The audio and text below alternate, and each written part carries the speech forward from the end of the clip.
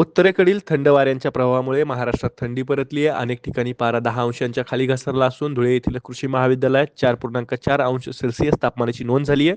थंडी वाढत असतानाच राज्यात पावसाला पोषक हवामान होते. आज म्हणजे 10 जानेवारी रोजी उत्तर महाराष्ट्र आणि उत्तर कोकणात तुरळक ठिकाणी हलक्या पावसाची शक्यता हवामानशास्त्र विभागानं वर्तवली आहे.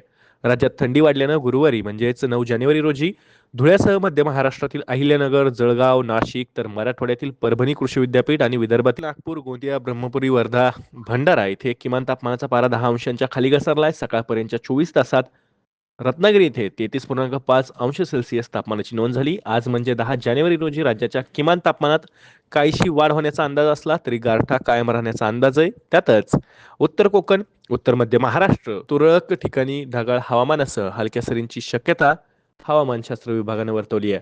हवामानाच्या ताज्या अपडेटसाठी ॲग्रोवनच्या यूट्यूब चॅनलला सबस्क्राईब आणि फेसबुक पेजला लाईक आणि फॉलो करायला विसरू नका.